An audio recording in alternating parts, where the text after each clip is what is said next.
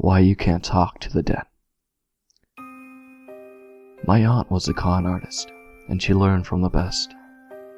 Her father. Grandpa never did make it big, but he lived for the game. Staying under the radar was probably what made sure he never did get caught. Not once. He was so proud of that. Mom didn't take up the family business. She got religion instead and married a tax accountant. It's so ironic that it sounds like a joke, but it's true. Dad was the best for helping out with math homework, and Mom's more colorful relations were kept at a figurative arm's length throughout my childhood, lest they corrupt me from following a more interesting life path. Aunt Cassie was the only one who could wiggle her way into my life. She was a fully licensed as a psychologist, which made her smidge much more respectable.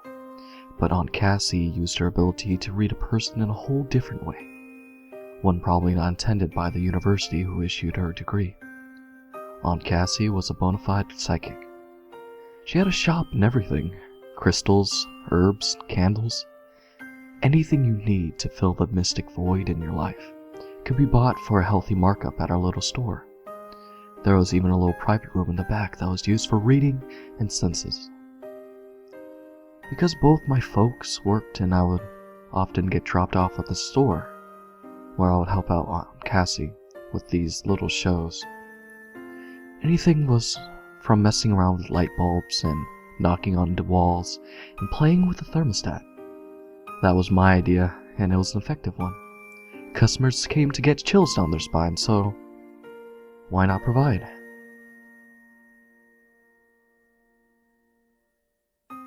Cassie helped me become the skeptic I am today.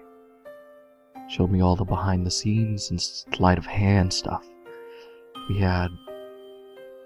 We'd sometimes watch daytime shows and with magicians and mediums, and Cassie would explain every step from a basic rundown of a cold reading to how to spot an audience plan. After one particularly convincing episode, I asked a natural question. Couldn't some of it be real? My aunt's reply was firm. The dead don't talk, kiddo. Anyone who claims otherwise is blowing smoke out of their ass. It was her conviction more than anything that made me believe her. There was only one client I saw my aunt refuse.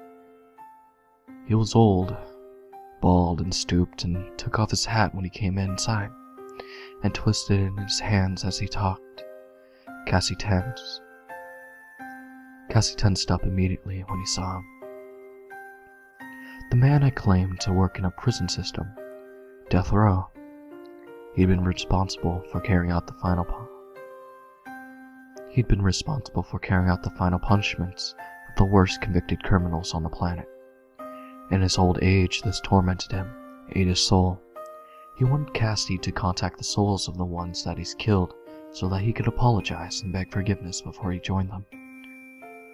My aunt threw the most epic fit. I've never seen her so mad.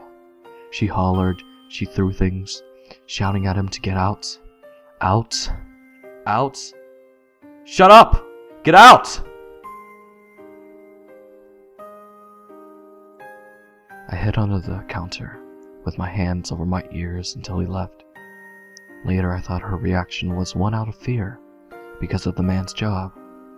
An executioner has to be a con artist's worst fear. Eventually I got found out. I wanted to put on a magic show for my folks, and I stupidly thought I'll do a medium bit where I pretended to talk to Grandpa for my mom since she missed him so much. Huge mistake. Mom freaked the hell out and banned me from ever seeing her sister again. I left some textbooks at the shop though, so I got to run in and grab them while my mom fumed the car inside. Aunt Cassie didn't even have to ask what was wrong. She could read it in my face, after all. I gave her a hug and a teary snot-filled goodbye. She did tell me one last secret, though. Kiddo, there's a curse in this family that gets passed like a torch.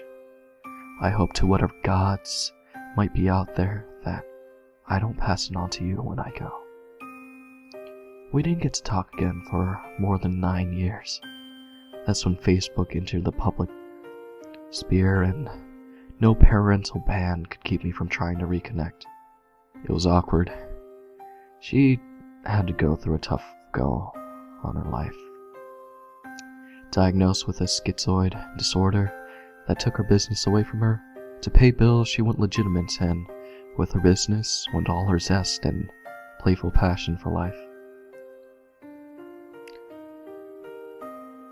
One day, I got home to a message waiting in my inbox that made my stomach drop to the floor. I love you, kiddo. Remember what I told you. I dialed her number, already crying. No answer. Didn't stop me from dialing again. And again. And again. And again. And again. And again. I was too much of a mess to tell my mom. The police did it for me that day. Car accident, drunk driver. The funeral was a blur. Relatives I've never seen in the flesh packed the church. I sat between my parents in the front row and racked my brain trying to figure out what was it that my mom wanted me to remember. We followed the hearse to the cemetery in dead silence. The priest did the last little speeches, and then I was left alone by our headstone, still straining to remember. Snatches of my parents' conversation floated in and out of my attention span. If only Cassie wasn't so cryptic. Expecting a small turnout. It's a shame. Small turnout. The service has been practically filled to the rafters. I turned around to say something and I finally understood.